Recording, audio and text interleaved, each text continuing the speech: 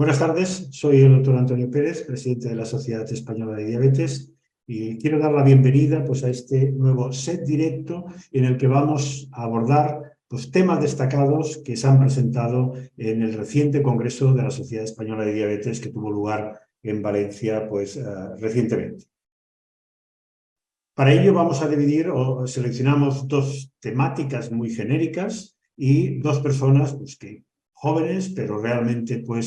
con eso que se necesita, que es entusiasmo para abordar y revisarse todos los contenidos del Congreso, y que serán las que harán este resumen, estas dos temáticas, y que son la doctora Isabel Leiva, que es pediatra, endocrinóloga en el Hospital Materno Infantil de Málaga, y que también es la responsable del grupo de investigación en pediatría del Instituto de Investigación Biomédico de Málaga. La doctora Leiva nos abordará la temática relacionada con el tratamiento y la monitorización en diabetes tipo 1.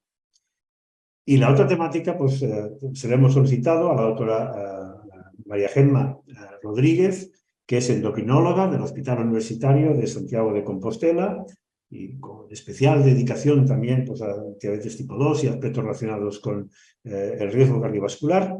y que también forma parte del grupo de epigenética del Instituto de Investigación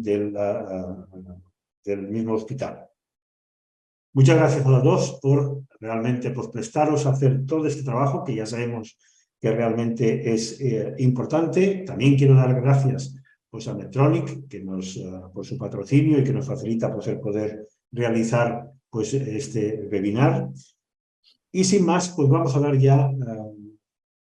la palabra a la doctora Isabel Leiva, que nos va a repasar todo lo que serían los aspectos relacionados con el tratamiento y la monitorización en la diabetes tipo 1. Sí les voy a recordar que haremos las dos presentaciones, una a continuación de la otra. Después vamos a tener tiempo de discusión y nos gustaría que realmente nos envíen las preguntas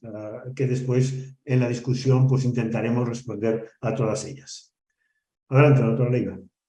Pues buenas tardes. En primer lugar, agradeceros la invitación para hacer la revisión de este interesante congreso. Para mí fue una suerte poder asistir y poder compartir este encuentro con muchos profesionales, y ahora realmente tener la oportunidad de revisarme algunos de los temas para poder discutirlos con vosotros. En primer lugar, abordar una de las mesas que se llevó a cabo en el congreso, que fue hacia el paciente tecnológico. Y nos encontramos con que en esta mesa tuvimos la oportunidad de acudir a una de las presentaciones del doctor Nick Oliver, que venía de Imperial College, que fue presentado por Marga, y realmente puso de manifiesto todo el histórico de uso tanto de tecnología, no solamente de monitorización, sino también de infusores continuos de insulina y de integración, y sobre todo puso el zoom en la importancia de desigualdad social que encontrábamos en el uso de esta tecnología, no solamente de infusores y de asas cerradas, sino también de monitorización. Fue algo que ya se puso de manifiesto en algunos de los congresos que hemos acudido este año, como el de la ATTD, donde vemos la disparidad en penetrancia de tecnología, no solamente de infusores, como decimos, y de asas cerradas, sino de la propia monitorización, y donde vemos cuando realmente dividimos a la sociedad en quintiles por estatus socioeconómico, nos encontramos con que los registros europeos se resienten menos que los registros americanos, pero sin duda sigue siendo una gran desigualdad la pertenencia a un determinado estatus social. Fue algo que se discutió y que realmente no tendría ningún tipo de explicación, sobre todo en sistemas sanitarios públicos, pero veíamos realmente se puso de manifiesto la gran desigualdad dentro de España, en las distintas comunidades autónomas y dentro de las mismas ciudades, en los distintos hospitales, ¿no? Lo cual se hizo esa llamada a la equidad en el uso de tecnología.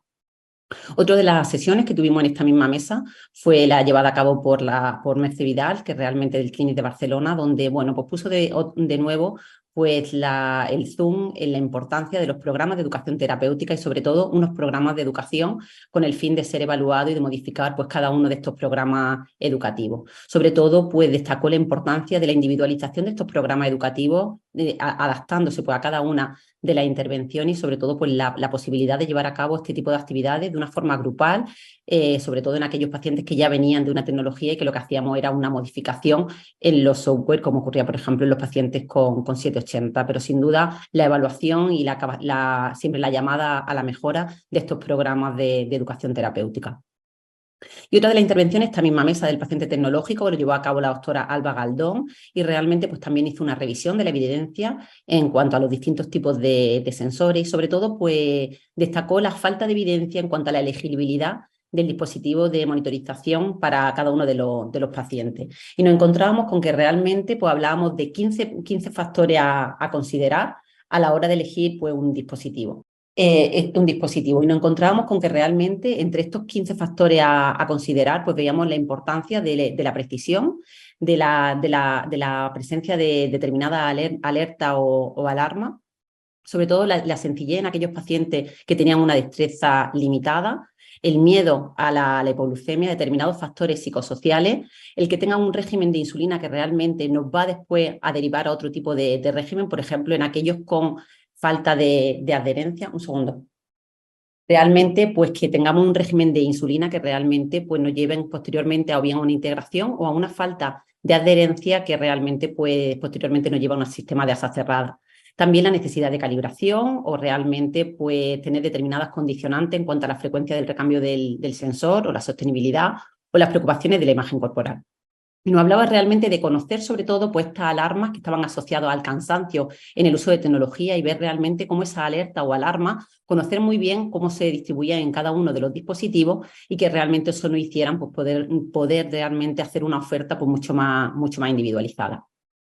También, como decía, pues saber exactamente cuál era la escalabilidad en terapia, bien porque la falta de adherencia nos llevara pues, a la necesidad de, posteriormente de un bolígrafo que pudiera volcar los datos, o bien la escalabilidad a un sistema que hiciera que ya utilizáramos el sensor de monitorización que realmente después fuéramos a utilizar en la integración del sistema de asa cerrada. Con lo cual veíamos que para la adherencia a cada uno de los dispositivos nos encontrábamos con que fundamentalmente tenía cuatro pilares en cuanto a limitaciones, que era la frecuencia del recambio del sensor, las necesidades de calibración, la sensibilidad del dispositivo y la preocupación sobre la imagen corporal, y que teníamos que conocer, porque en los distintos dispositivos que se encontraban en el mercado, cuáles eran las características en estos 4 fragilidades para realmente pues, poder adaptar de una forma individualizada ese sensor teniendo en cuenta las limitaciones, y eso pues sin duda iba a repercutir positivamente en el éxito de la adherencia. Con lo cual, pues lo que concluí es que realmente no tenemos la evidencia para poder hacer una indicación más individualizada, pero sí que el conocimiento pues más exhaustivo de cada uno de los sistemas podía que nos acercáramos mucho mejor a una mejor indicación.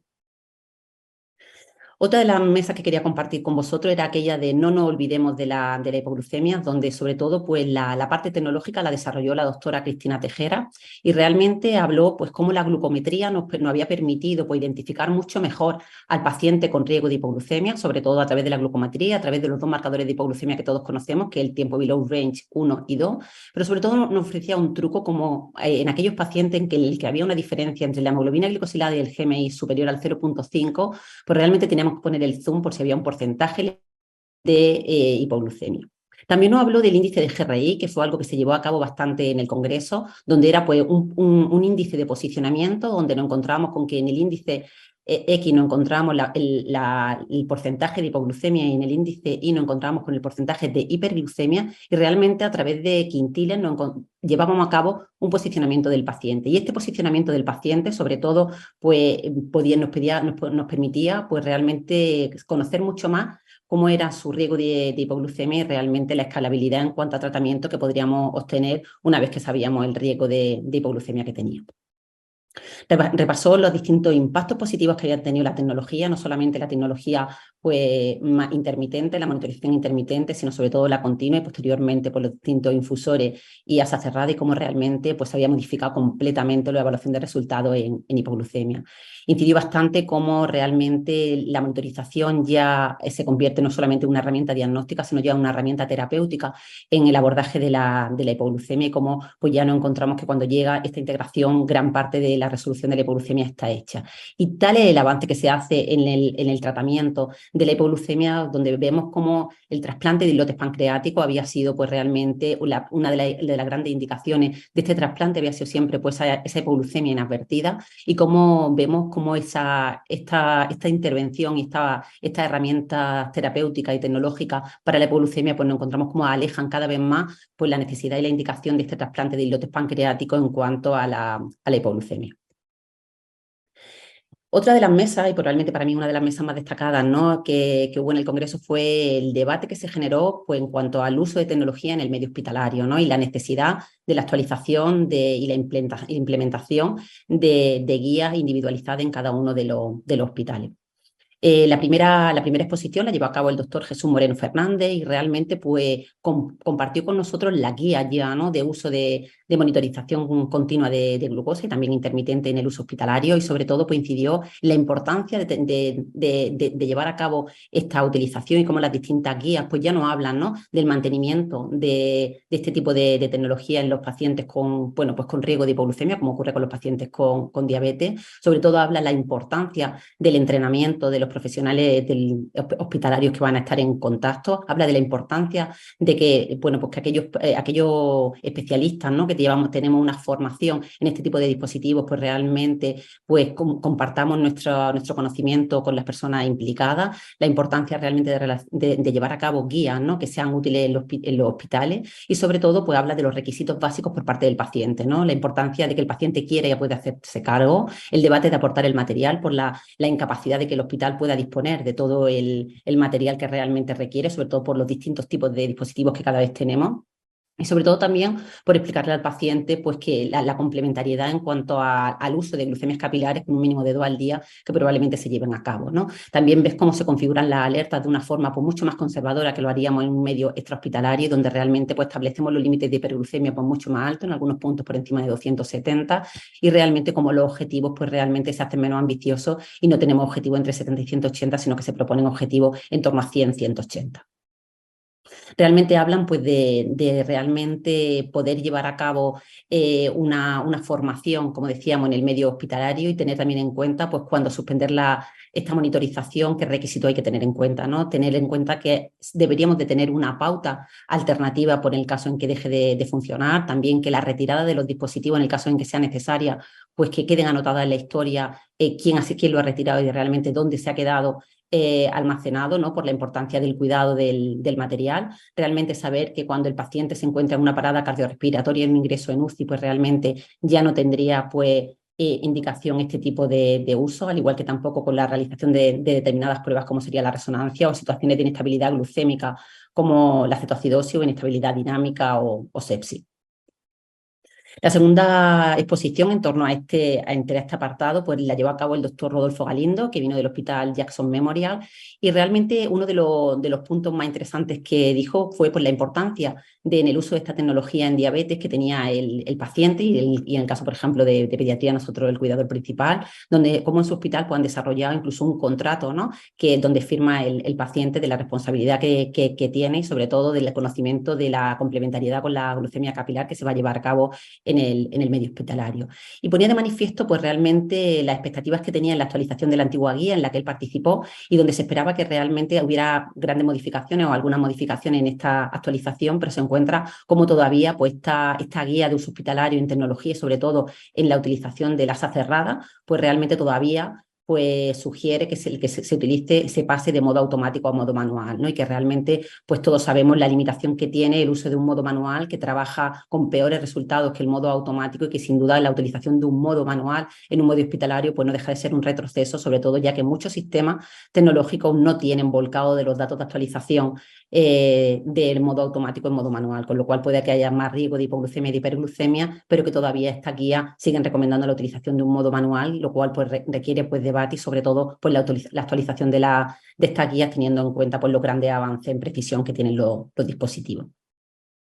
Y por último, pues se llevó a cabo la exposición el doctor Martín Cuesta, sobre todo pues viendo las limitaciones que podríamos encontrar con la monitorización durante la hospitalización, sobre todo teniendo en cuenta pues que no hay ninguna monitorización que sea aprobada en este ámbito y sobre todo que existen estudios pues insuficientes y de baja calidad. Pero sí que es cierto que lo que presentaba pues era que en los estudios presentados había un MAR bastante aceptable y en la comparación de estudios con muchos pares que llegan a más de 4.200 en este estudio, pero en algunos todavía más, lo que vemos es que el mayor porcentaje de pacientes, superiores al 90%, se encuentran en zonas de seguridad que están entre la zona A y la zona B. Vuelve a volcar los datos, sobre todo como la MAR, pues nos encontramos que de media en el ámbito hospitalario roza el 14% y que pierde precisión, por lo cuanto eleva MAR tanto en hiperglucemia como en hipoglucemia, como ya sabíamos, con lo cual, pues de nuevo, la necesidad de la complementariedad en medio hospitalario en este tipo de escenarios de hiperglucemia y de hipoglucemia con el uso de glucemia capilar. También puso de manifiesto la interferencia en farmacológica, sobre todo pues, en cuanto al sensor de DES con G6, como la actualización del G6 pues, había hecho que no fuera el paracetamol una interferencia y no fuera un problema clínico, que sí que lo hubiera. Y sí que se publican pues, algunos datos sobre la hidroxiurea, que se utiliza sobre todo en procesos hemato-oncológicos, donde vemos cómo sí que realmente podemos encontrar datos falsamente elevados de glucosa. También se presentan algunos datos de interferencia, pero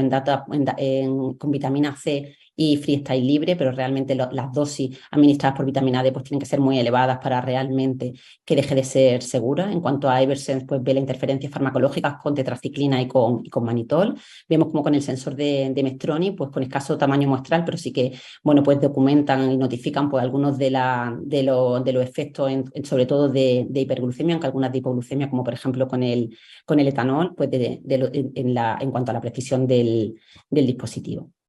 También habla de algunas condiciones especiales que pueden hacernos perder esa actitud, como ocurre pues, en situaciones de celulitis, edema, hipotensión, shock, hipotermia, urgencia hiperglucémica, y también habla pues, de la interferencia, sobre todo por alteración de conectividad durante la cirugía cardíaca y el postoperatorio.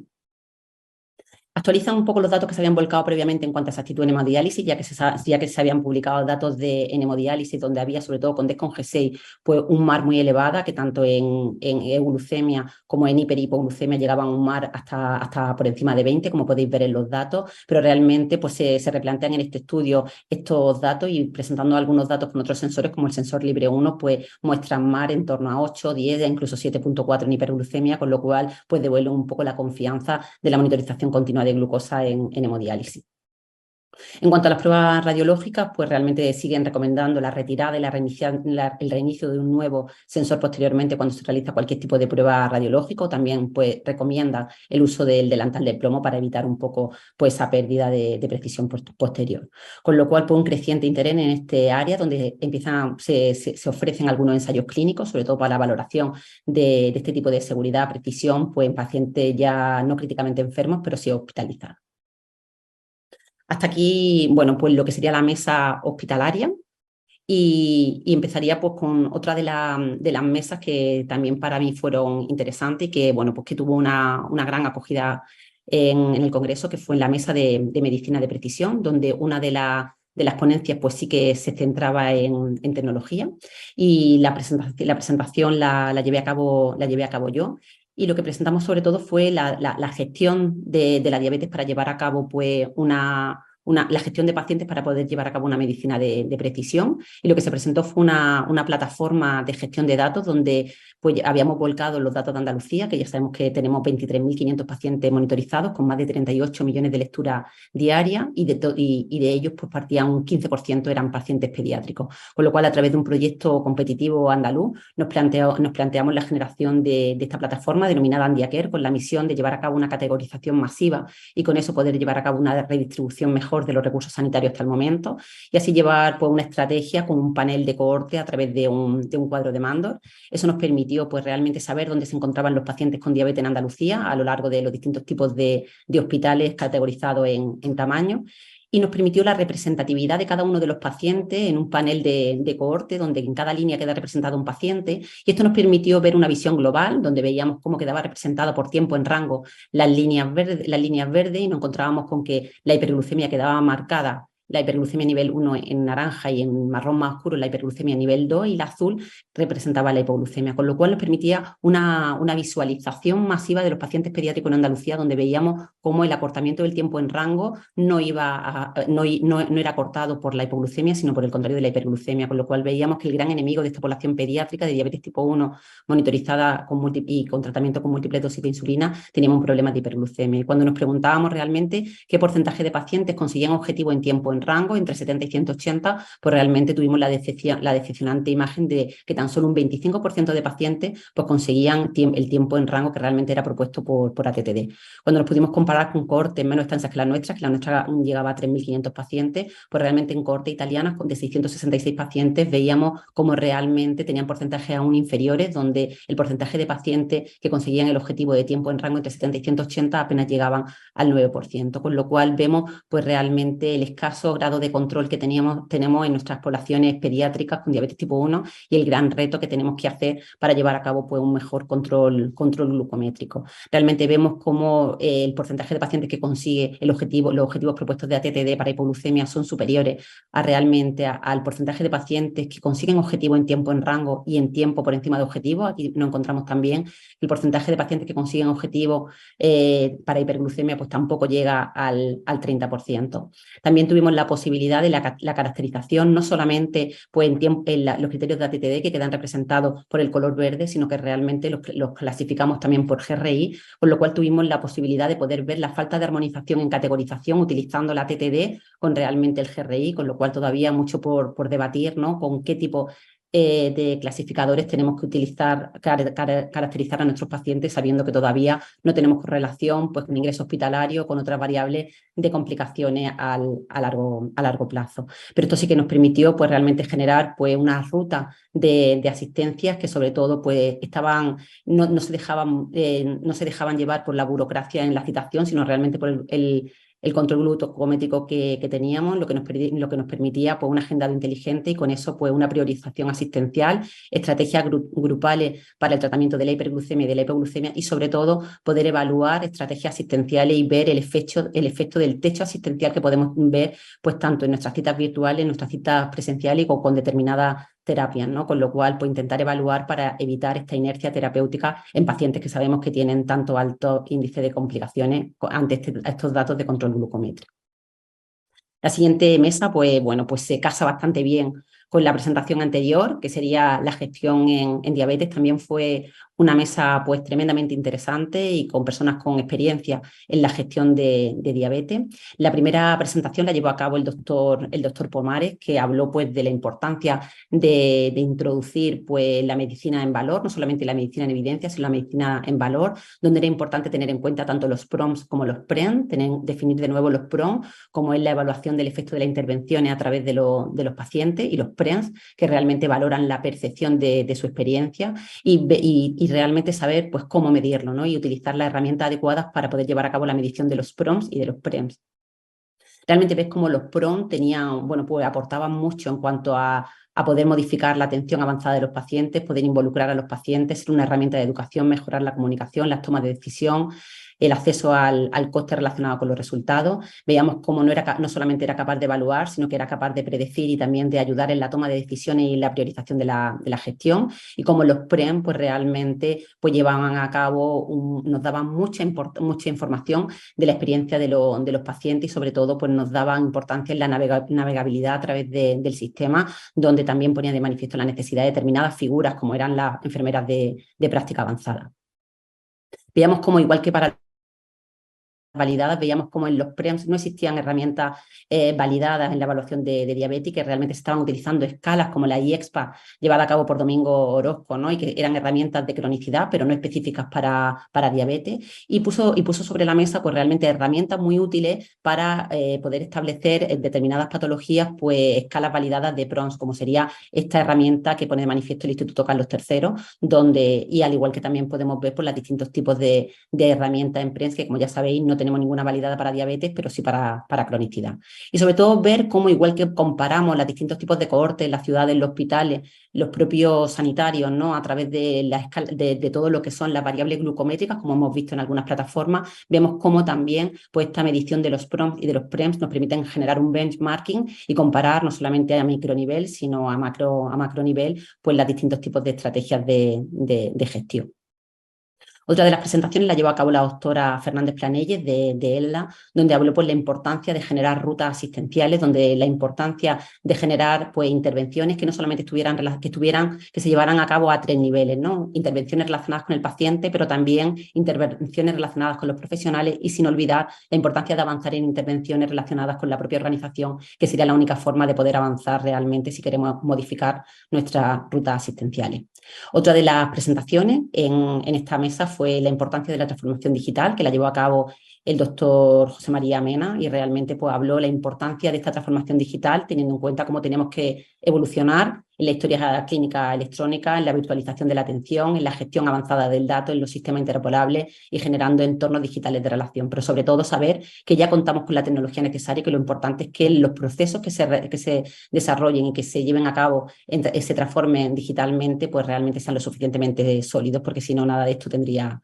sentido, ¿no? Y sobre todo, pues puso de manifiesto el caso de Galicia, ¿no? Donde ya empiezan a tener historia integrada en procesos asistenciales y sobre todo pues la interoperabilidad tanto en atención primaria como en atención hospitalaria. Y paso a resumir algunas de las comunicaciones que me han resultado interesantes, sobre todo en tecnología aplicada a la diabetes y en monitorización de la diabetes. Una de ellas fue la comparación de parámetros de glucometría, sobre todo en pacientes con diabetes tipo 1 y tipo 2, sobre todo aquellos que no tienen diferencia y que son homogéneos en cuanto a hemoglobina glicosilada, y vemos cómo tienen diferencias significativas en todos los parámetros glucométricos, no solamente de tiempo en rango, sino de hiperglucemia y de hipoglucemia. Y nos encontramos con que también existen diferencias significativas en el porcentaje de pacientes que consiguen objetivos tanto en tiempo en rango como en hiperglucemia como en hipoglucemia, con lo cual vemos lo poco que nos diferencia la hemoglobina glicosilada a un paciente de diabetes tipo 1 y diabetes tipo 2, que son iguales en hemoglobina glicosilada, pero que difieren tanto en glucometría. Otra de las comunicaciones que se presentó de SunSpan se habló del gap que se genera entre la hemoglobina glicosilada y el GMI y sobre todo vio el impacto que podía tener la temperatura y sobre todo veía cómo ese gap de diferencia que había entre el GMI y la hemoglobina glicosilada era mucho más importante en los meses cálidos, probablemente por las interferencias que puede generar la temperatura o bien en la precisión de ese GMI o bien en la propia hemoglobina glicosilada. También hubo comunicación interesante sobre la utilización del índice de riesgo glucémico, que ya hemos hablado a lo largo de la tarde, y lo que nos hablaba era cómo intentábamos ver si ese índice de riesgo glucémico diferenciaba a una población con diabetes tipo 1 pediátrica y en adultos. Sabéis que el índice de riesgo glucémico pues, utiliza puntuaciones del 0 a 100 y que cuanto más bajo es mejor control, y lo que utiliza fundamentalmente son variables de hiperglucemia y de hipoglucemia, y lo que hace es que ve cómo ese índice de riesgo glucémico es inferior, es decir, es mejor en población pediátrica cuando la comparamos con población adulta, pero realmente sí que esa población pediátrica, aunque tiene mejor índice de riesgo glucémico, tiene mayor componente de hipoglucemia. Lo que llamó la atención y fue motivo de discusión en esta comunicación fue que no fue capaz de diferenciar aquellos pacientes que tenían tratamiento con MDI o tratamiento con ICSI, lo cual pues no sabemos si es que realmente todavía no eran ICSI que estaban automatizadas o no se explica, ¿no? Que algo que ha mostrado diferencia en otros parámetros más burdos como la hemoglobina glicosilada pues no encuentre en este índice más sofisticado.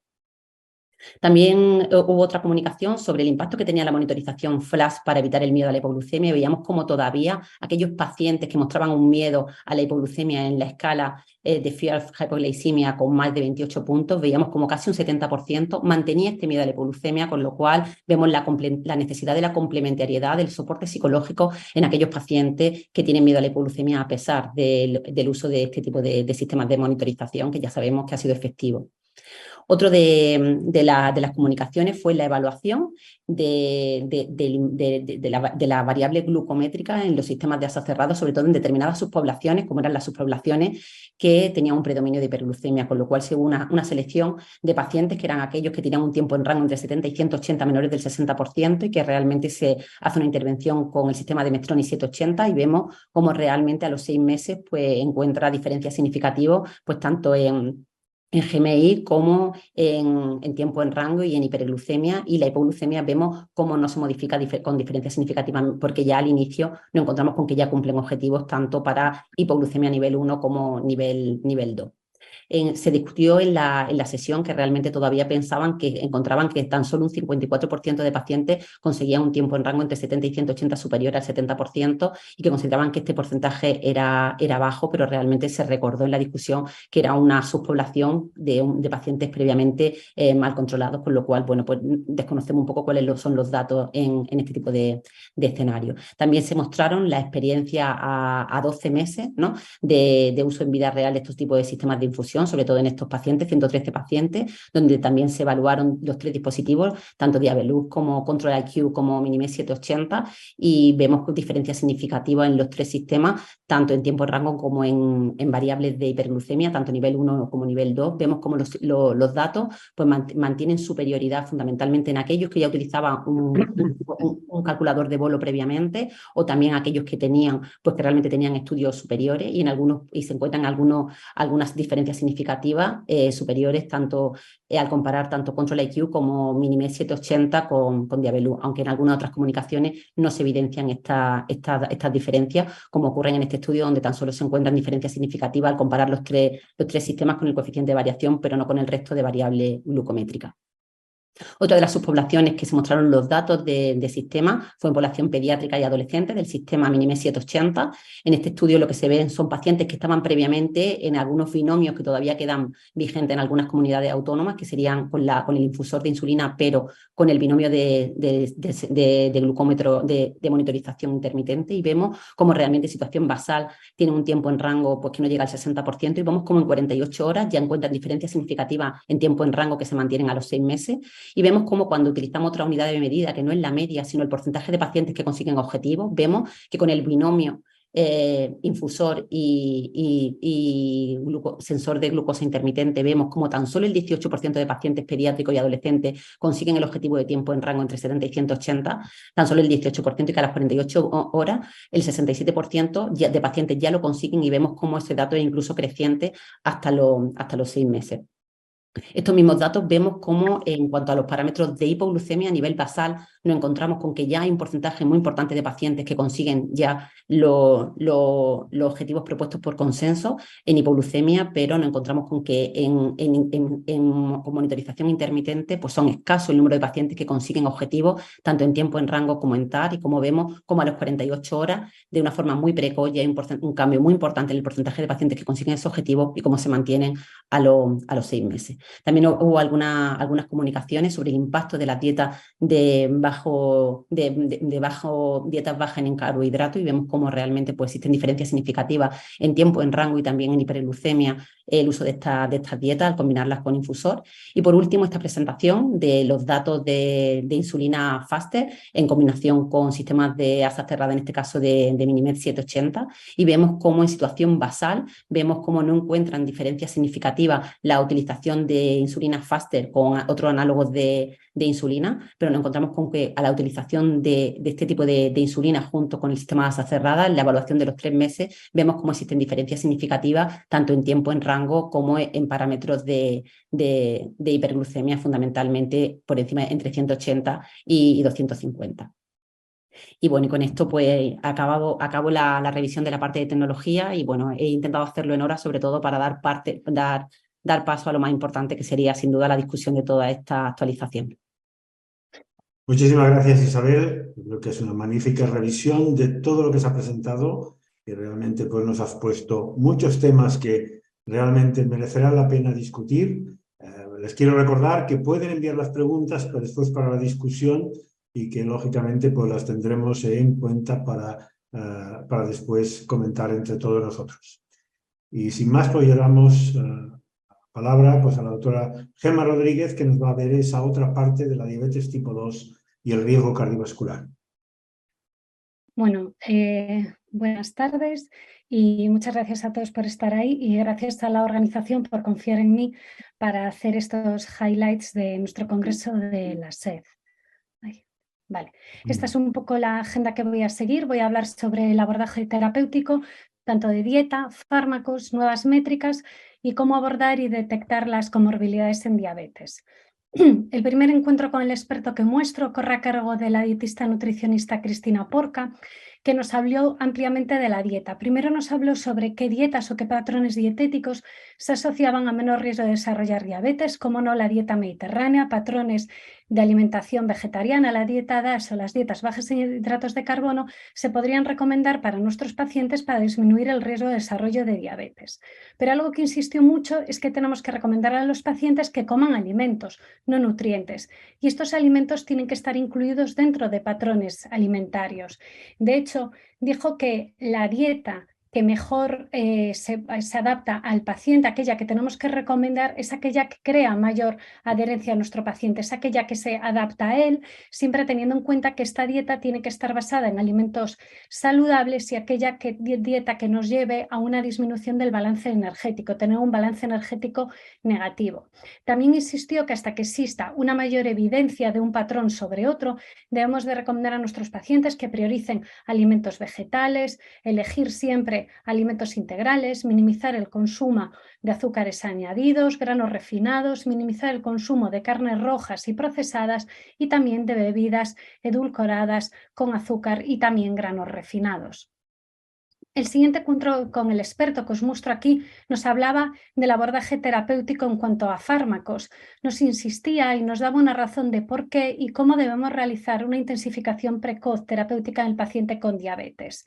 El doctor Mata insistía en que bajo la evidencia, por ejemplo, mostraba esta revisión sistemática y metaanálisis, decía que existe gran evidencia de que tenemos que intensificar el tratamiento, sobre todo en pacientes que tienen una diabetes de corta duración, sin grandes comorbilidades y con larga esperanza de vida, y que de hecho de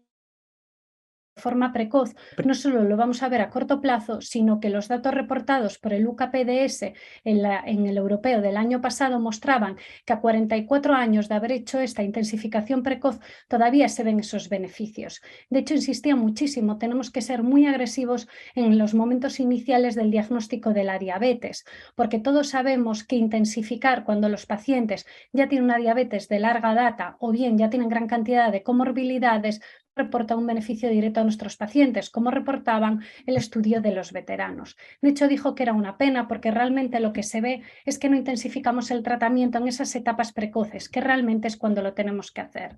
Mostró unos datos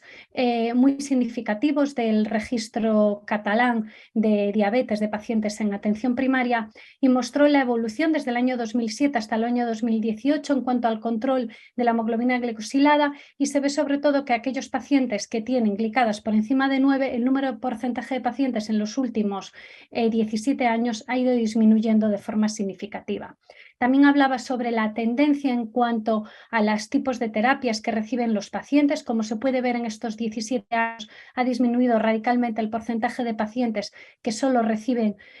no reciben tratamiento hipoglucemiante. También ha aumentado el porcentaje de pacientes que reciben 3 antidiabéticos y también el número de porcentaje de pacientes que reciben insulinoterapia.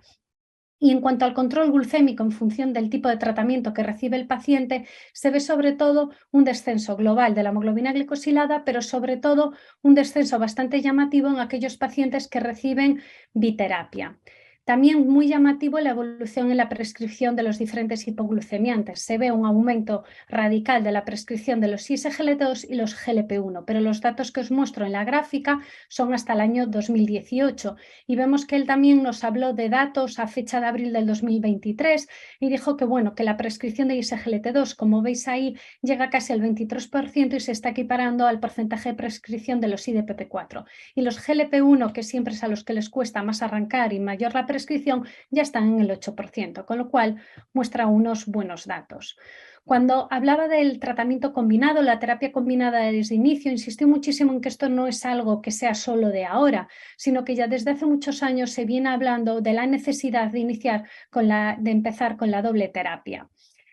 Para ello también recordó las diferentes recomendaciones de las guías de práctica clínica y de hecho dice que generalmente en los últimos años la mayor parte de las guías decían que teníamos que empezar con doble terapia desde el inicio en el caso de tener unas glicadas muy elevadas o que ésta estuviese muy fuera del objetivo de nuestros pacientes. Pero en los últimos años las guías de práctica clínica se mojan mucho más, basadas sobre todo en la evidencia que él demostró en su exposición y de hecho decía que el algoritmo de la red GEDAPS, la mayor parte de los pacientes que están en atención primaria deberían de ir con doble terapia desde el inicio, bien por la glicada de inicio de la que parte nuestro paciente o bien de las comorbilidades que tiene. En cuanto al consenso de la ASD, también lo deja muy claro que aquellos pacientes deberían de ir con terapia combinada si tienen unas glicadas elevadas, pacientes jóvenes o aquellos que se beneficien de fármacos con beneficio cardiovascular y renal independientemente de la glicada. También mostró las recomendaciones del consenso de la SEN que recomienda la doble terapia de inicio de elección según comorbilidades.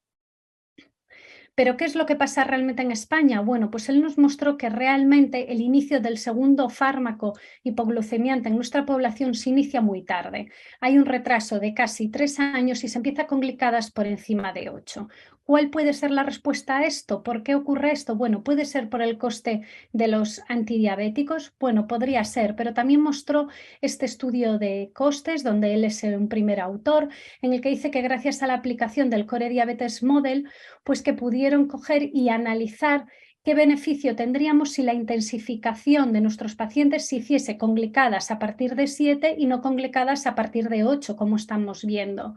En los datos reportados en este artículo consensúan que existiría una reducción de más de 1,2 millones de complicaciones, sobre todo a expensas del pie diabético y de la enfermedad renal crónica. Y esto supondría sobre todo un ahorro de casi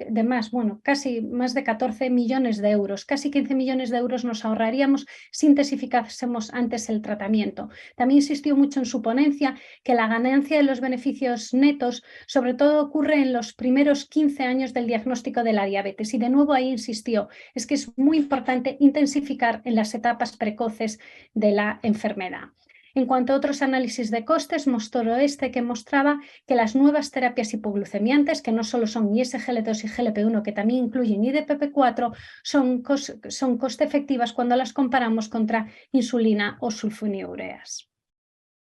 ¿Y qué hay de los nuevos ensayos clínicos? ¿Qué hay nuevas cosas publicadas? Pues se hizo esta mesa redonda donde principalmente voy a destacar este estudio que mostró sus datos el doctor Elías Delgado, que nos vino a hablar de las insulinas de nueva generación, de las insulinas semanales. Mostró el programa de desarrollo de la insulina icodec y mostró los datos en cuanto a control glucémico. En los estudios de desarrollo de esta insulina se ha objetivado que los pacientes con diabetes tipo 2, bien que no tuviesen insulina de inicio, bien que tuviesen una insulina basal de inicio o bien que estuviesen con multidosis, se objetiva un buen control glucémico. De hecho, en todos los estudios dentro de los pacientes con diabetes tipo 2 hay una superioridad de esta insulina respecto a las otras terapias. En el paciente con diabetes tipo 2 y multidosis el control es igual, es no inferior, y en pacientes con diabetes tipo 1 también muestra no inferioridad, con lo cual muy buenos resultados para esta insulina semanal. ¿Qué nos va a implicar esta insulina semanal?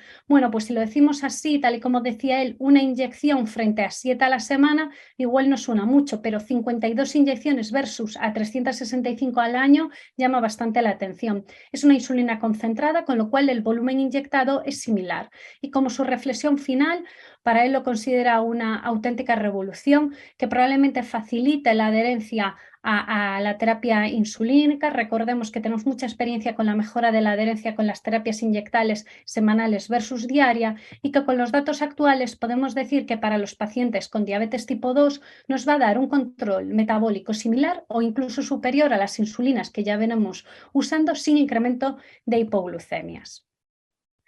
¿Qué más sabemos de terapéutica? Bueno, pues de la monitorización de glucosa para nuestros pacientes. Y este es un encuentro con el experto que hizo la doctora Cintia González y la verdad es que para mí fue maravilloso. Hizo una revisión súper exhaustiva de la monitorización en todos los espectros de los pacientes con diabetes tipo 2. De hecho, mostró que había evidencia con buenos resultados de monitorización en pacientes con diabetes tipo 2, bien con multidosis, sin insulina o con insulina basal. Y para resumir un poco su presentación, que la verdad es que fue muy extensa y muy concisa, nos aclaró, ¿aquí le tenemos que prescribir monitorización de todos nuestros pacientes con diabetes tipo 2? Pues dijo que deberíamos de prescribírsela a cualquier perfil. ¿Por qué? Porque mostró gran evidencia en cuanto a mejoría del control glucémico, tanto medio por glicada como por el TIR, disminución de la tasa de hipoglucemias, disminución por la hospitalización, disminución de complicaciones agudas y mejoría de la calidad de vida y satisfacción. Eso sí, insistió mucho que los datos de coste-efectividad tenemos sobre todo datos claros en pacientes con diabetes tipo 2 y multidosis de insulina. Falta mayor evidencia en los otros grupos. Una cosa muy interesante de su conferencia fue que estableció un diálogo con la audiencia y discutieron varias preguntas que yo creo que son muy interesantes y que tengamos en cuenta. Hablaron sobre si las métricas eran comparables en pacientes con diabetes tipo 1 y diabetes tipo 2 y bueno, llegaron a la conclusión que probablemente sea necesario adaptar unas métricas específicas para paciente con diabetes tipo 2 y para cada perfil de paciente con diabetes tipo 2. Probablemente no sea igual aquel que esté con multidosis que aquel que esté con basal, que aquel que esté con hipoglucemiantes orales, por ejemplo. También planteó la pregunta de si tiene sentido usarla de forma intermitente. Igual no podemos costear que todos los pacientes con diabetes tipo 2 la tengan, pero igual ponerla de forma intermitente tiene sentido. También mostró evidencia en este sentido en pacientes con insulina basal o con hipoglucemiantes no insulínicos que mostraban que mejoraban el control glucémico y ese se mantenía a largo plazo, con lo cual llegó a la conclusión de que sí, que podíamos usarlo de forma intermitente, al menos en personas con diabetes tipo 2 sin terapia intensiva, que es donde aquellos que tenemos menos evidencia en cuanto a su coste-efectividad.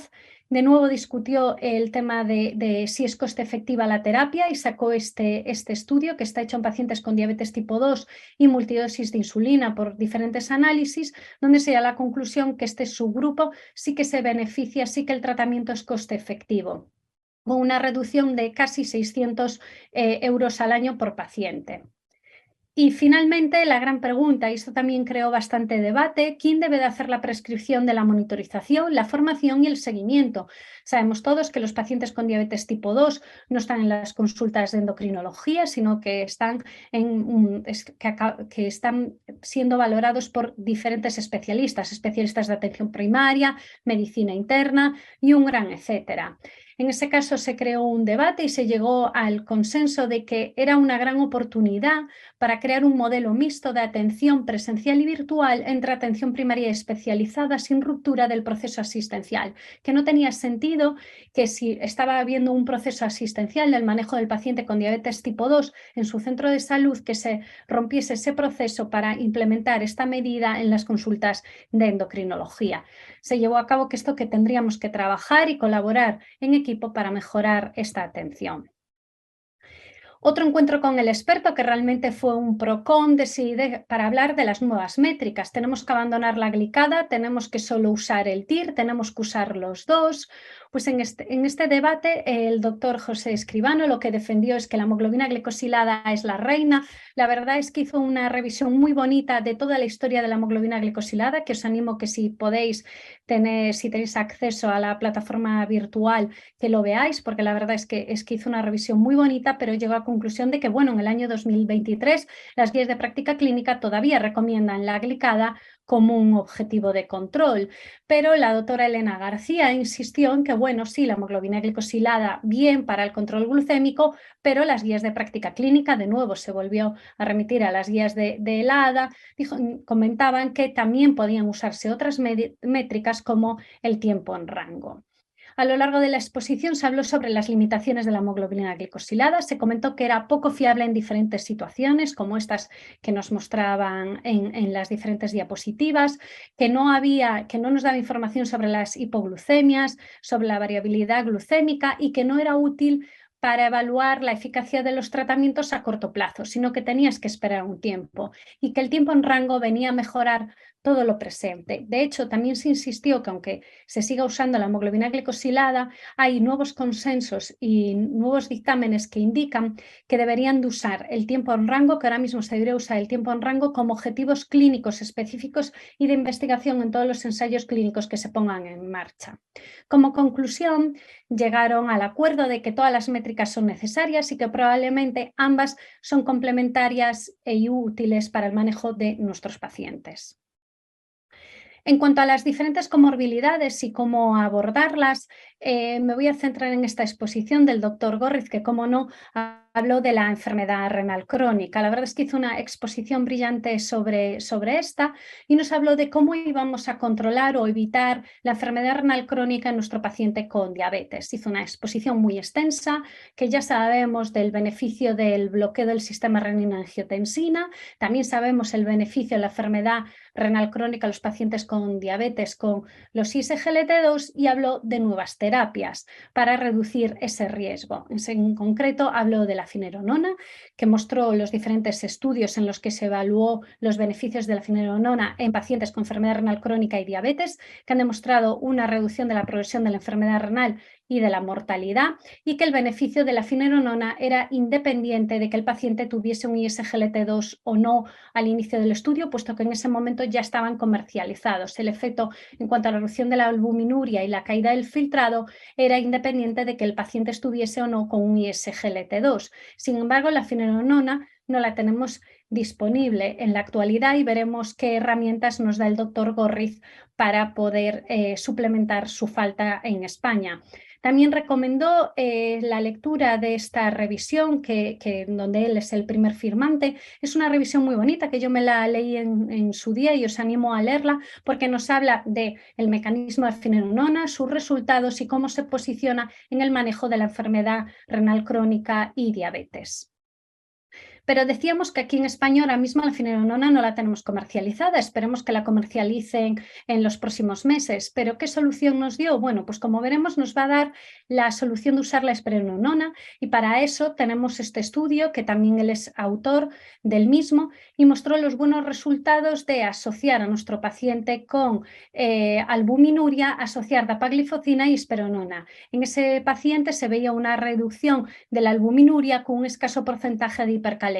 y comentó que era una buena alternativa a la finerenona si esta no estaba disponible. Como cosas de futuro, pues ensayos que hay en marcha como el Confidence, que analiza la adición o la utilidad de la finerenona y la empagliflozina en pacientes con diabetes y enfermedad renal crónica, que todavía no tenemos datos, pero todos estamos deseosos por saber los resultados. Y también habló de los GLP-1. Los puso en interrogante porque todos sabemos los resultados de los GLP-1 en enfermedad renal como endpoints secundarios de los estudios de seguridad cardiovascular, pero mostró el estudio FLOW, que está en marcha, cuyo endpoint primario es la enfermedad renal en pacientes con diabetes y enfermedad renal crónica, que está realizado con semaglutida. Él participa en este estudio y dijo todo esperanzado que creía que el estudio se iba a paralizar antes de tiempo por los buenos resultados que probablemente tengamos en estos pacientes. Todavía no tenemos resultados, todos estamos esperanzados de que salga bien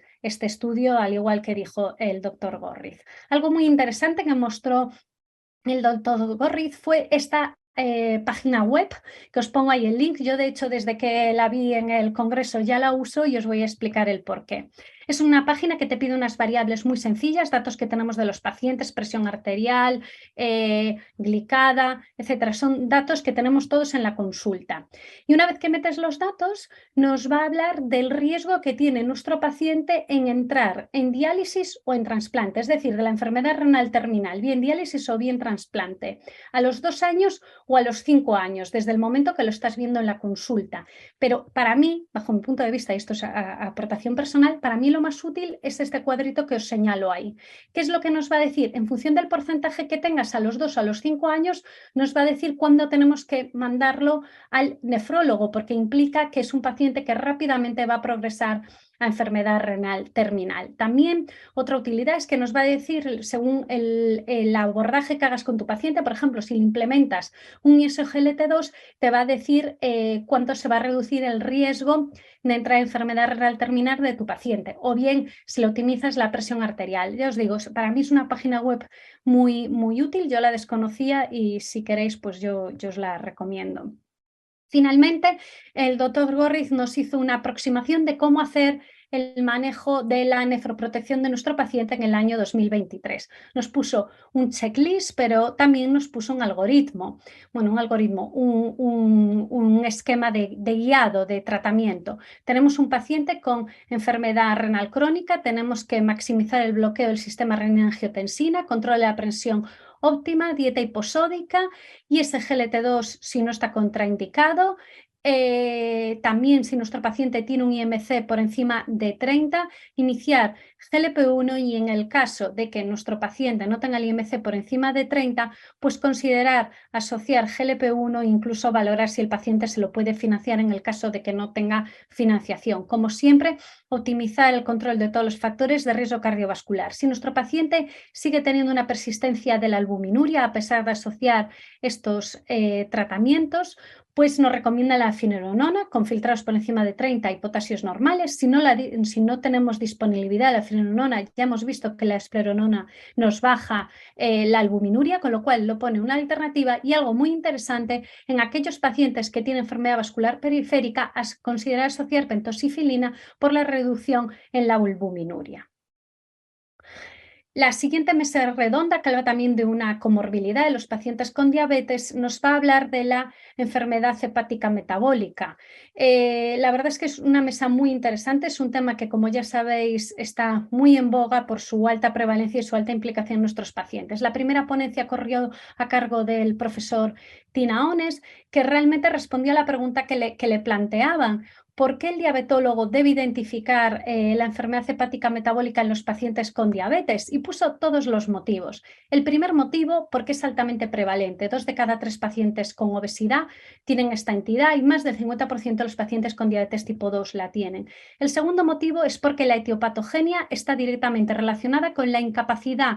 de almacenar grasa del tejido adiposo y se ocurre un acúmulo de la grasa fuera del mismo, es decir, en el hígado el tejido adiposo está enfermo. El tercer motivo es porque es fácilmente identificable y luego veremos en la segunda ponencia de esta mesa cómo hacer esta identificación. Y el cuarto motivo porque actualmente el tratamiento que tenemos está fundamentalmente dirigido a la pérdida de peso. De hecho, la cirugía bariátrica, la pérdida ponderal con cirugía bariátrica demostró mejoría en fibrosis, en esteatosis, en diferentes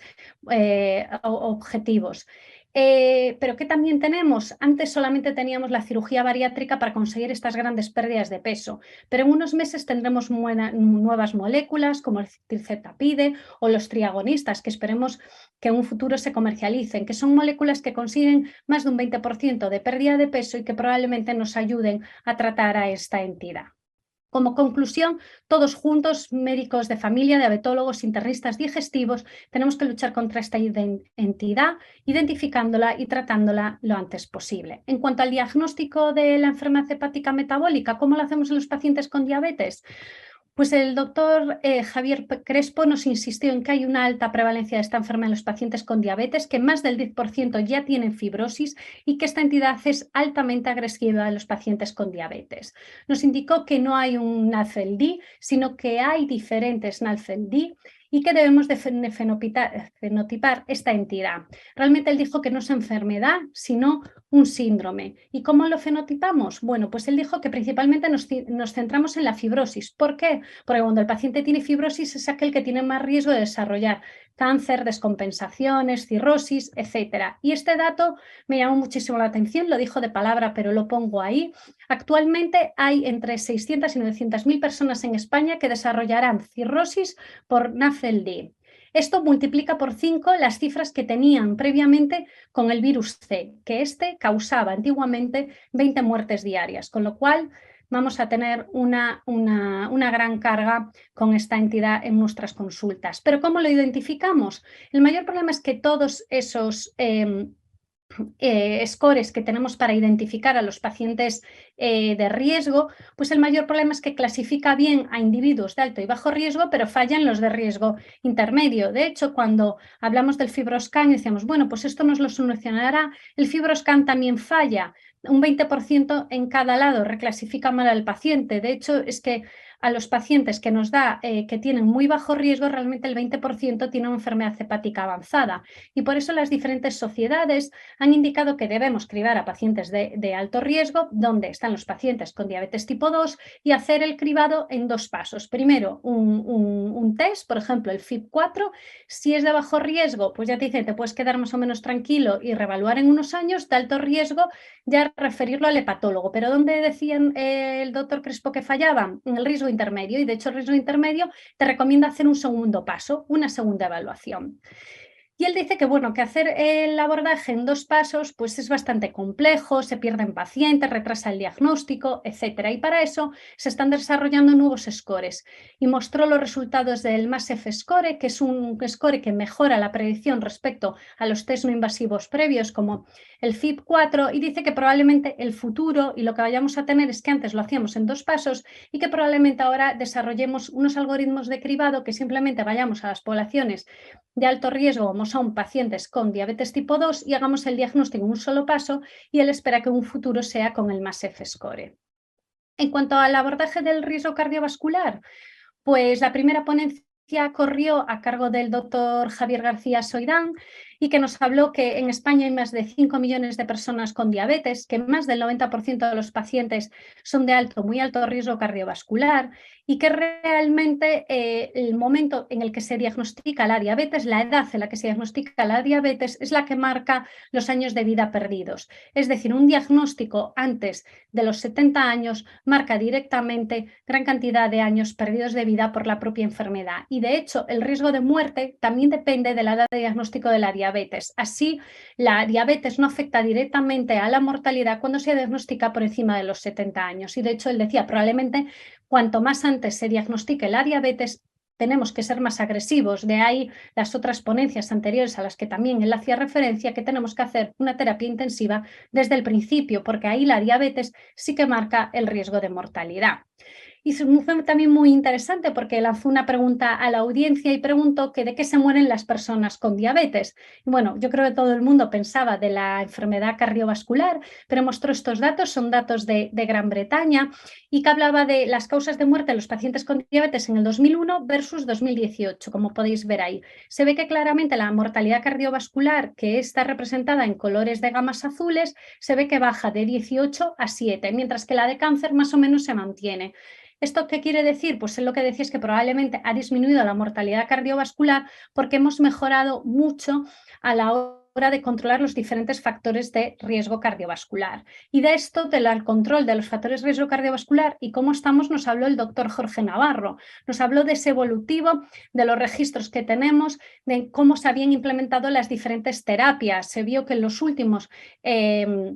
11 años había aumentado la prescripción tanto de hipoglucemiantes, antihipertensivos e hipolipemiantes. ¿Y qué quiere decir eso? Pues que el porcentaje también de pacientes con control lipídico va mejorando a lo largo del tiempo, y de hecho el porcentaje de pacientes con el control de los 3 factores de riesgo cardiovascular, glicada, LDL y tensión, ha aumentado en esos 11 años de seguimiento. ¿Pero qué tarea nos queda todavía pendiente? Bueno, estos son datos del año 2017 y nos dice que en pacientes con diabetes tipo 2 todavía tenemos un margen de mejora en el control de los factores de riesgo. Y de hecho, algo muy destacable, que el control de todos los factores de riesgo es peor en mujeres que en hombres en todos los estudios analizados. Finalmente, la última exposición corrió a cargo del doctor Pedro Botet, que nos habló otra vez del estudio Steno. Lo puso como el punto inicial de inflexión y dijo que, bueno, que aunque la terapia intensiva mostró una reducción de eventos frente a la terapia convencional, los pacientes en terapia intensiva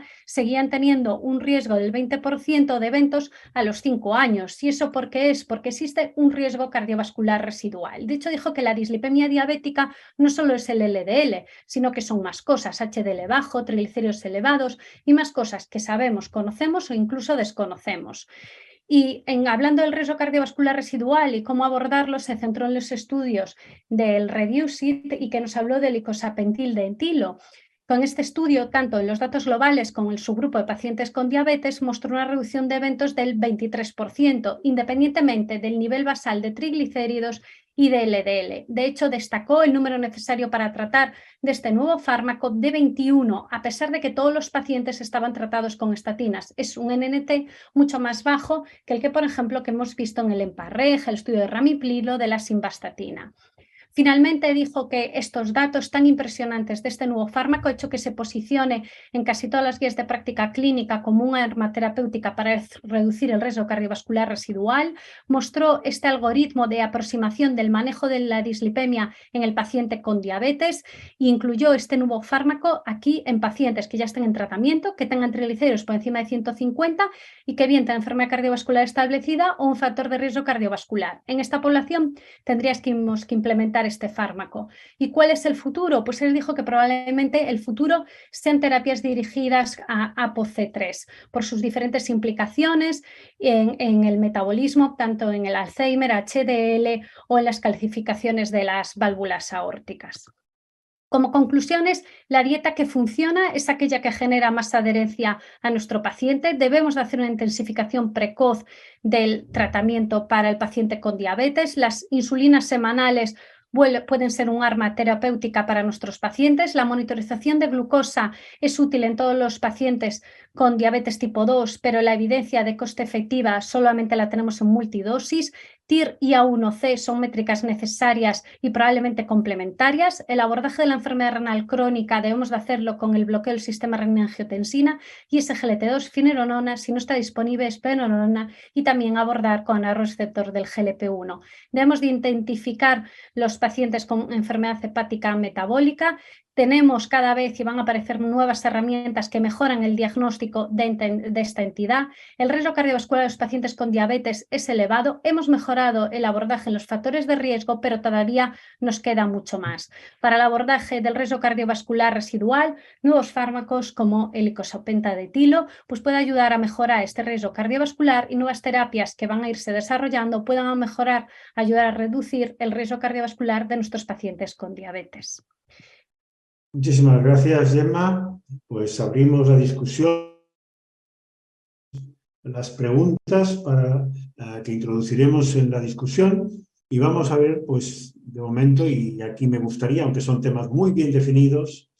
y quizás la doctora Leiva, pues todo lo que es más de diabetes, por suerte en España, realmente en niños y adolescentes aún es algo raro y por tanto realmente no tiene tanta experiencia, pero yo sí que hay muchos aspectos que tienen que ver con la asistencia y que creo que vale la pena. En cuanto a la tecnología, Isabel, ¿no crees que realmente estamos intentando utilizarla en un marco no pensado para utilizar la tecnología? Es decir, que realmente estamos utilizando elementos, pero que no le vamos a sacar el provecho adecuado porque la estructura realmente intentamos mantener la que hacíamos cuando no teníamos la tecnología. ¿Qué opinas?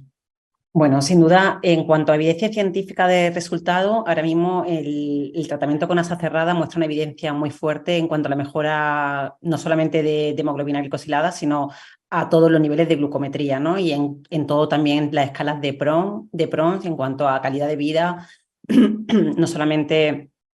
calidad de sueño, miedo a la hipoglucemia, calidad de vida de cuidadores principales, es decir, que la evidencia científica en cuanto al tratamiento de tecnología en asa cerrada yo creo que es muy firme, ¿no? Lo que ocurre es que sin duda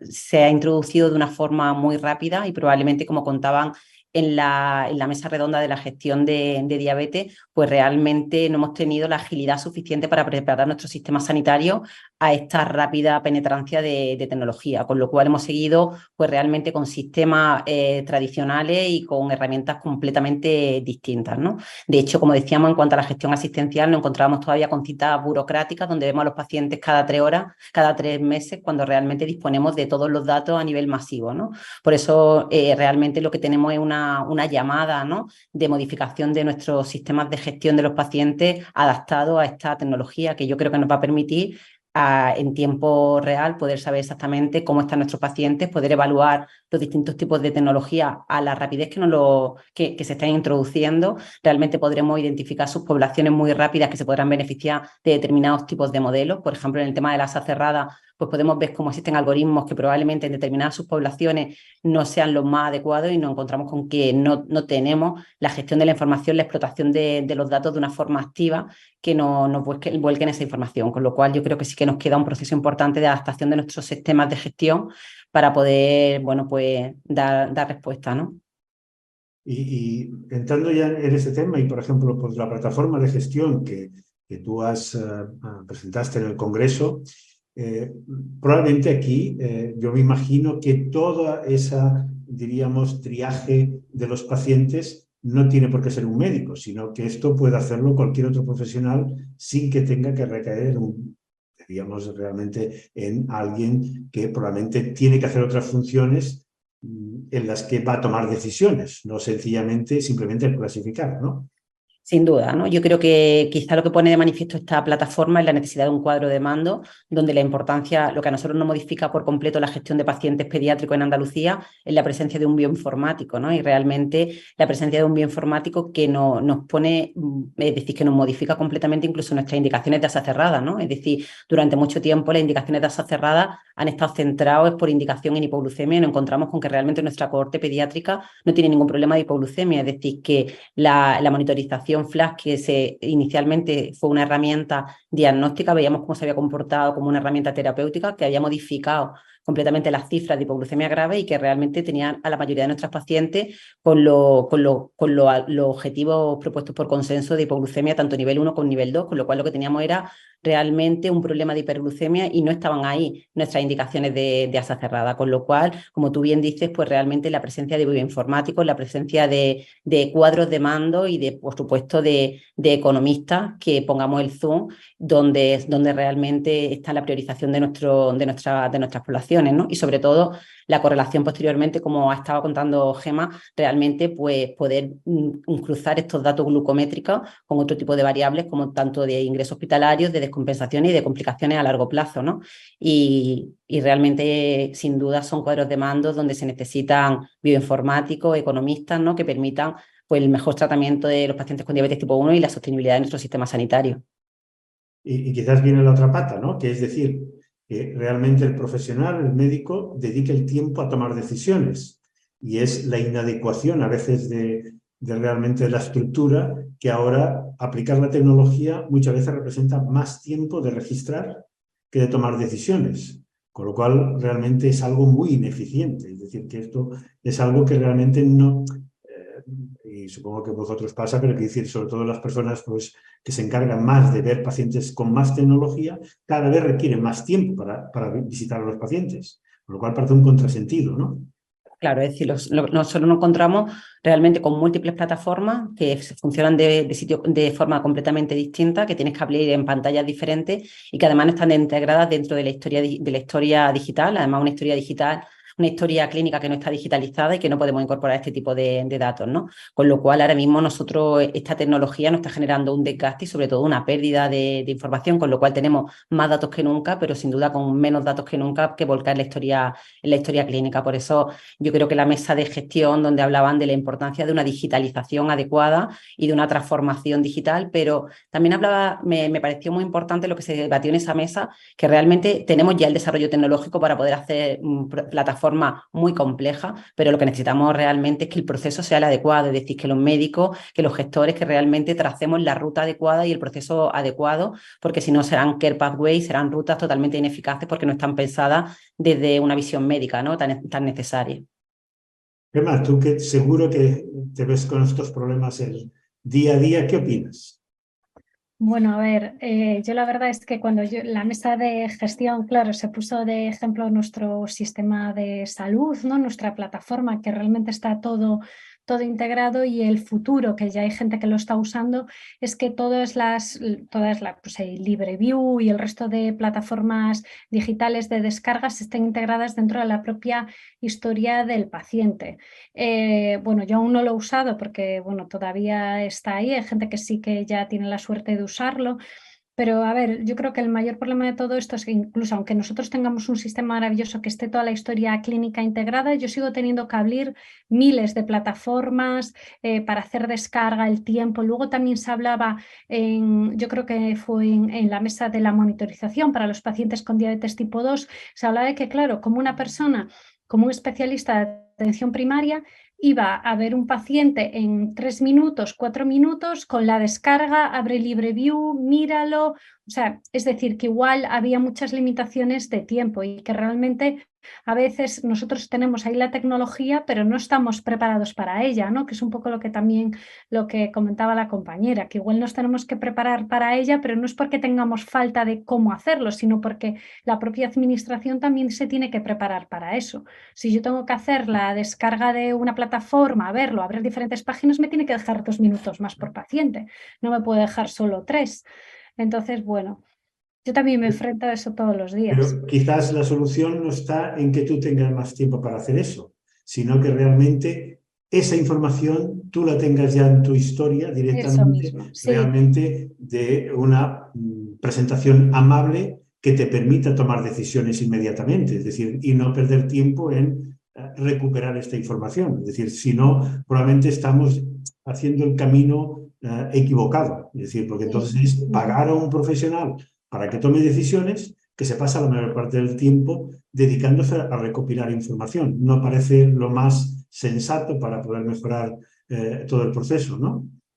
Sí, yo creo que la idea nuestra y del nuevo sistema es que tú en cuanto abras la página del paciente, su historia clínica, tengas un desplegable que veas la descarga, creo que era de los últimos 15 días. Entonces ya directamente es como ver la analítica, es exactamente igual, es la misma operatividad. Entonces yo creo que eso es lo ideal. Si nos vamos al tipo 2, es decir, que tenemos aquí. Hablabas primero dos presentaciones, una que iba relacionada con la dieta y otra realmente pues con toda la evolución del manejo de los pacientes con diabetes tipo 2 que hemos tenido, ¿no? La verdad es que una de las presentaciones que decía de la dieta, que creo que al final lo resume, hágala fácil. Es decir, que a veces la dieta es de esas cosas que todos tenemos que hacer. Y todo paciente, pues como mínimo lo va a hacer 3 veces al día, otras veces más, otras veces menos, pero que es toda la vida. Y a veces yo tengo la sensación de que realmente a veces le hemos complicado demasiado.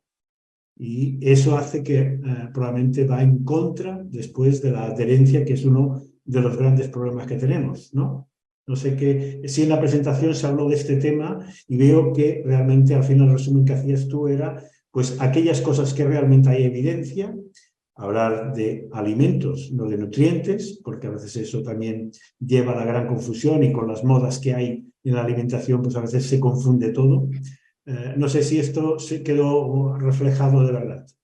Sí, a ver, yo creo que en esa comunicación principalmente lo que se puso es, bueno, basado en evidencia, pero sentido común, ¿no? Al final, si haces una dieta muy compleja, implica que el paciente vaya cada 15 días con una dietista nutricionista, con una enfermera, al final no es operativo, porque lo que hay que hacer es que no hay que decirle al paciente que está haciendo una dieta, es que realmente tiene que comer así. O sea, todos tenemos que comer así de una forma saludable. Entonces, de una forma sencilla, tiene que traducirse las recomendaciones dietéticas basadas en la evidencia que tenemos que tomar, pues como dice mi compañera Cristina Porca, pues lo que dice es que todos los alimentos sin etiqueta, ¿no? O sea, lo menos procesados, los menos preparados, todo lo más natural posible y así la mayor parte de las veces te aseguras que comes de una forma saludable. Y hacer una dieta fácil para el paciente es la que va a llevar a que la mantenga a lo largo del tiempo, porque hacer una dieta un mes es muy fácil, mantenerla a lo largo de los 40 o 50 años que nos quedan de vida es lo complejo, ¿no? Y es lo que se destacaba, ¿no?, en la mesa. Quizás en esto, Isabel, porque en pediatría también yo he oído la historia de el pediatra ser muy laxo y realmente pues el niño tenía que crecer y por tanto la alimentación no se hacía mucho. Se llegó a pasar por una época o etapa en la que era como todo cuantificado y llevado a un extremo, ¿no? Y quizás ahora las nuevas tecnologías, sobre todo por los sistemas con asa cerrada, van a permitir liberar un poquito esta situación, ¿no? Porque a veces pues entre lo magnífico y realmente y lo real, a veces hay una gran distancia, ¿no? Y me imagino que niños, mientras la madre lo controla muy bien, pero llegamos a la adolescencia y ahí pues después me paso al otro extremo, ¿no? Sin duda, nosotros es verdad que hemos cambiado mucho en cuanto a la alimentación. Antes era una alimentación fija,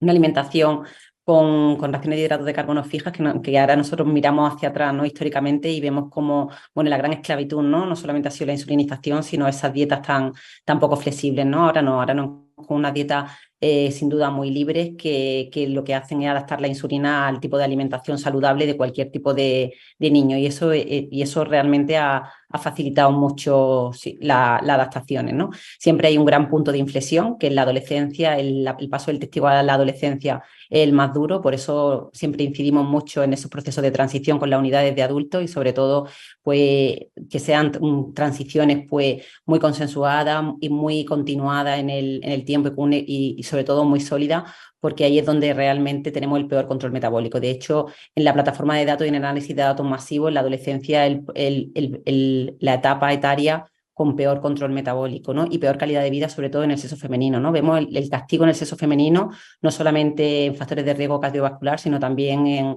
la habilidad psicosocial y en la adolescencia y en la niña un periodo muy frágil. Esto recuerdo a un paciente que decía, pues esto, que desde los 12, 13 años dejó de explicar la historia hasta que llegó a los 20, ¿no? Dice, ese es un agujero negro que mejor no explicarlo, ¿no? Sí. Bueno, fijaros de alguna manera. Tenemos alguna pregunta. Por ejemplo, nos dicen, ¿se sabe cuándo dispondremos en nuestra práctica clínica de la finenerona y o del icosapento de etilo? Gemma, esto iría más para ti. Pues sí, bueno, un poco lo que se comentó en la conferencia es que la finerenona se espera, ¿no? Que la tengamos a finales de año, y el icosapenta de etilo, pues el doctor Pedro Botet, si no recuerdo mal, dijo que esperaba que después de verano tendríamos algunas noticias de esto. O sea, la verdad es que yo no sé a qué esperan, o sea, que también lo decía él y es lo que se habló también en la mesa, ¿no? Que con esta evidencia que hay, esos datos apoyantes, es que no tiene sentido que no lo tengamos disponible, ¿no? Sí, está, al menos de icosapento de etilo, sé que está en proceso de lo de precios, que entonces las últimas noticias que tenía es que probablemente entraría ahora en mayo realmente en la evaluación. Pero bueno, esto lo tendremos aquí. Más preguntas.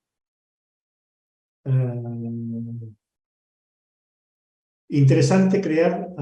alertas según glucometrías para priorizar la consulta del paciente, es decir, que parece más un comentario. Imagino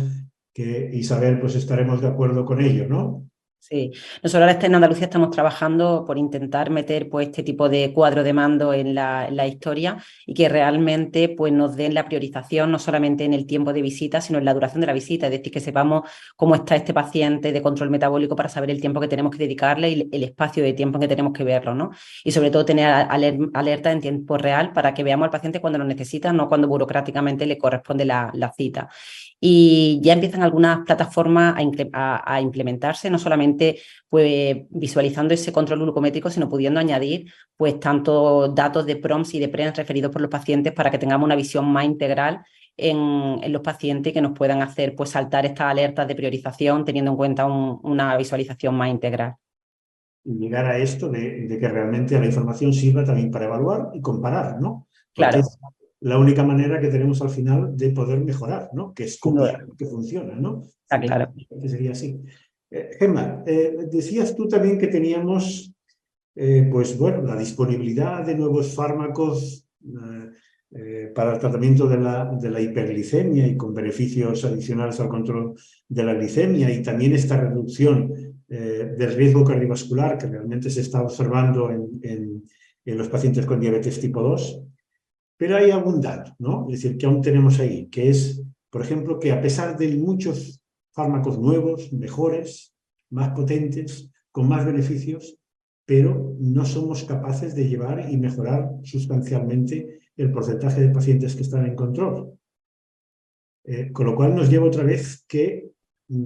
a lo mejor el cáncer de la asistencia del paciente con diabetes y cualquier crónico es nuestro sistema de atención, ¿no? Y en el que un elemento como es la inercia y la adherencia siguen siendo un gran problema. Sí, de hecho, bueno, o sea, cada vez el porcentaje de pacientes con diabetes es mayor. Yo creo que los datos reportados por Cataluña en cuanto al tipo de prescripción, el control de la glicada, etcétera, sí es verdad que ha mejorado un poquito la glicada, pero es que tampoco se ve sustancialmente esos cambios que todos esperaríamos. Y al final lo que vemos y lo que dicen es que realmente es que la intensificación del tratamiento es muy tardía y por eso yo creo que la ponencia del doctor Mata estuvo muy adecuada porque realmente él mostró toda la evidencia disponible de por qué tenemos que empezar ya con 2 fármacos, sino con 3, que en algún momento en su ponencia también lo comentó, casi independientemente de la glicada que tengamos, y mostró suficiente evidencia de que la mayor parte de los pacientes que veamos, bien porque tengan alto riesgo, bien porque ya tengan comorbilidades asociadas, bien por la hemoglobina glicosilada, deberían de ir con 2 fármacos. Entonces yo creo bueno, que el tema de las alertas en la mesa esa de gestión, hubo una compañera que comentó su proceso asistencial, ¿no? De cómo había sido y cómo tienen procesos para detectar en las propias consultas de atención primaria pacientes con hemoglobinas glicosiladas más elevadas, ¿no? Igual ahora es el momento de, igual que por ejemplo con las plataformas digitales habéis hecho eso, igual que en las propias consultas tenemos, pues detectar a pacientes que tengan glicadas por encima de cierto objetivo para intensificar el tratamiento de una forma más precoz y crearle una cita antes de la que le habíamos dicho, por ejemplo, ¿no? Para que esos pacientes no se pierdan por el camino. Yo creo que ahora tenemos un arsenal terapéutico maravilloso y que probablemente la culpa es que tenemos un montón de pacientes con un solo fármaco o incluso sin ningún fármaco, aunque hemos visto que el porcentaje ha disminuido radicalmente. Pero todavía quedan esos pacientes de, bueno, haga un poquito de dieta y ejercicio, a ver si le baja, con pacientes con reticencia al tratamiento.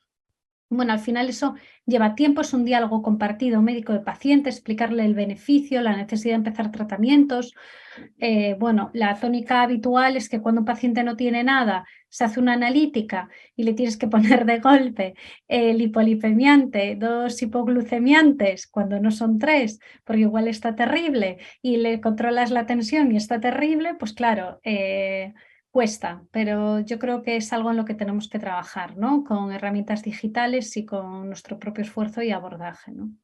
Pero quizás un elemento, a los que llevamos más años en esto, probablemente, y yo creo que es pues, el sentido de que a veces damos a la medicina de cambios de paradigma, de modas, y que nos llevamos a ello. Que el hecho de que en los años 2008-2010 los estudios de control intensivo de la glicemia no mostraron un beneficio cardiovascular,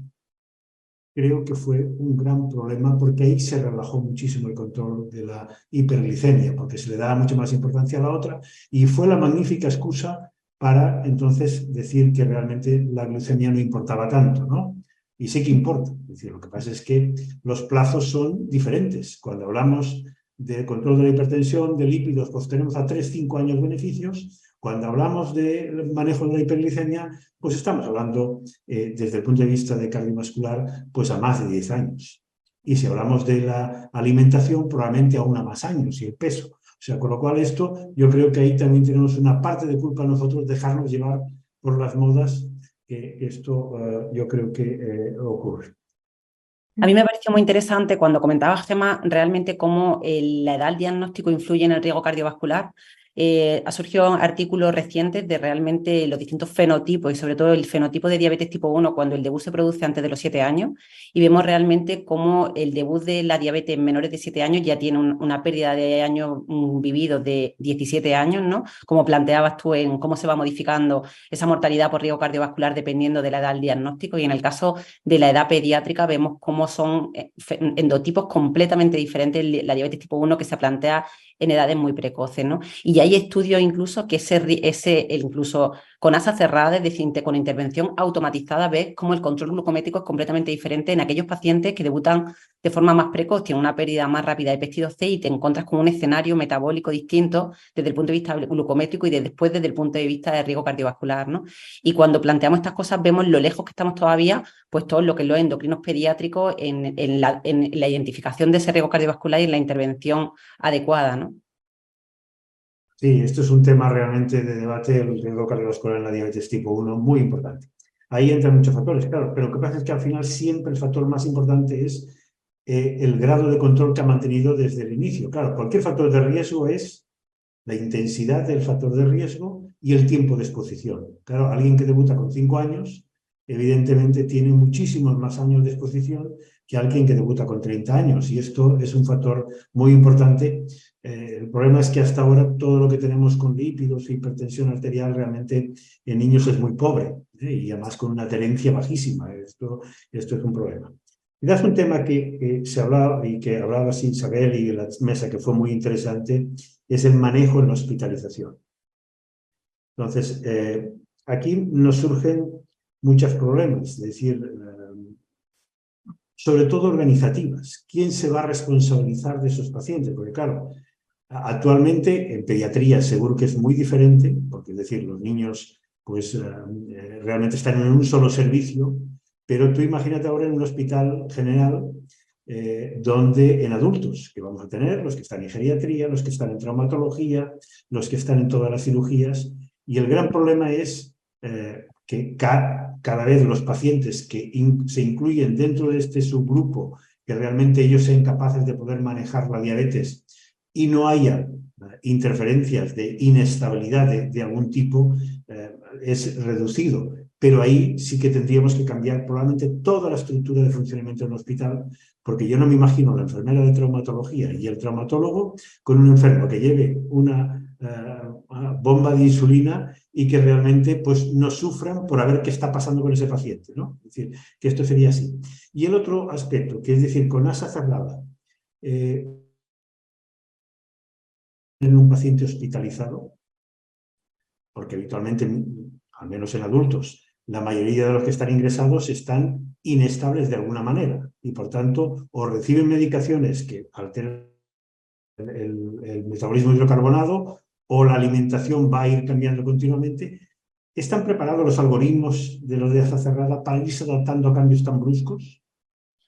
Claro, ahora mismo existe una falta de evidencia para poder llevar a cabo, para dar respuesta a muchas de esas preguntas, ¿no? El debate que se generó en cuanto a la gestión hospitalaria, se veía la complejidad de la gestión hospitalaria, sobre todo pues la alta penetrancia que iba a haber de este tipo de sistemas y la falta de formación que había y, como decían, ¿no?, los disgregados que van a estar estos pacientes en los distintos tipos de servicios, ¿no? Con lo cual se planteaban hasta qué punto tendría que haber un liderazgo, por lo menos, de alguien que conociera este tipo de dispositivos y que diera atención a todos los sistemas, porque lo importante era pues realmente que el cuidador una parte de responsabilidad, pero luego había que hacer una formación y una sensibilización al personal adyacente, con lo cual eso requería un sistema organizativo, ¿no? Y yo creo que por eso era tan importante decir que realmente nuestros cambios tienen que ir dirigidos al paciente, al profesional y a los propios sistemas de gestión, ¿no?, hospitalario y autonómicos, ¿no?, que realmente formen parte del cambio, porque si no, no es posible llevarse a cabo, ¿no? Y luego, con respecto a al tema de la evidencia, sin duda no tenemos evidencia, hay evidencia volcada, pues como ya empieza a tener utilidad en determinadas intervenciones quirúrgicas, como realmente los sistemas de asa cerrada pues consiguen un control pues muy óptimo en situaciones pues muy extremas, aunque siguen poniendo pues situaciones que claramente los dejan excluidos, ¿no? Como hemos visto, ¿no? Situaciones hemodinámicas, sepsis, es decir, hay unas situaciones donde ya se ha visto una falta de precisión clara y se han identificado una serie de fármacos, pero en el resto de situaciones nos falta todavía mucha evidencia, pero también nos falta mucha evidencia de cómo estarían esos pacientes si no lo tuvieran, porque tendrían que estar y viendo cómo funcionan en MDI un paciente que ya estaba en asa cerrada, con lo cual la imprecisión es importante porque ya sabemos cómo funcionan las pautas de desconexión en tan poco tiempo, ¿no? Con lo cual no es fácil ni poder decir que se mantengan, pero ni mucho menos decir que se pasa a una pauta de desconexión. De hecho, el debate que se generó es que incluso el retroceso a un modo manual probablemente ya tenga un impacto en empeoramiento del control metabólico. Emma, ¿tú qué opinas al respecto de la hospitalización? Bueno, pues gran parte de mi actividad asistencial es la interconsulta de endocrinología y diabetes. Y bueno, esto supone un reto porque uno tienes que concienciar a que todo el mundo te haga una interconsulta para que estos pacientes estén supervisados, y después tienes que formar a la planta, sobre todo al personal de enfermería, es el mayor personal que tienes que formar para que sepan pues cómo hay que actuar, porque claro, al final es que la persona que más va a ver a ese paciente, con más en contacto va a estar, es la enfermería. Nosotros en nuestro programa informático, cuando tenemos un paciente que tiene una bomba de insulina, está relativamente estable, no tiene un problema, la puede manejar, bueno, un poco esas premisas que nos dicen las recomendaciones de expertos, pues en ese sentido lo que le ponemos es que el control y las decisiones pues las va a tomar el paciente, y que por favor que nos pongan en la hoja de tratamiento que ellas cuelga informáticamente los controles glucémicos, desayuno, comida, merienda y cena, un poquito para ver cómo va el paciente, y que ante cualquier cosa pues que nos avisen. Con temas de monitorización de los sensores, que los que tenemos más habitualmente aquí son los sensores freestyle, pues hacemos un poquito más o menos lo mismo. Decimos que pueden usar el sensor en situaciones de estabilidad, si hay duda, controles capilares, y si el paciente está muy estable, pues no le machacamos a controles capilares. Pero bueno, le tenemos que ir explicando, y es formar a la planta de hospitalización y a cada persona de enfermería. De hecho, estamos trabajando en un protocolo para poder abordarlo de la mejor forma posible, porque al final, si no, se marea el paciente y se marea el personal que trabaja en el hospital. Y cuando hay a las 3 de la madrugada algún problema, ¿hay alguien de guardia que se responsabilice de esto? Bueno, generalmente es endocrino hay a veces, pero nosotros hacemos guardia en el pool de medicina interna y suelen llamar a medicina interna. Un poco lo que ya saben los residentes de medicina interna, que los que suelen coger la llamada, es que ante cualquier duda se puede pasar a una insulina bolo basal sin ningún problema, no marear con la bomba. En el caso que tenga el señor una bomba, si tienen dudas, si el paciente no sabe manejar, saben qué tiene que pasar, ver que el paciente no esté en cetoacidosis ni nada, o insulina en sueros con nuestro protocolo que tenemos ya puesto, que ya saben ponerlo los residentes, o insulina en bolo basal, y al día siguiente ya nos avisan a nosotros. Siempre están muy avisados que no se líen con la bomba, porque si no, perdemos ahí mucho tiempo. Perfecto. Bueno, pues yo creo que ya estamos, incluso nos hemos pasado el tiempo. Muchísimas gracias a las dos. Yo creo que hemos hecho un repaso pues, de temas realmente de gran valor que se presentaron en el Congreso, y muchas gracias a ustedes por escucharnos, y les emplazamos pues, al próximo set directo. Muchas gracias. Muchas gracias. Gracias.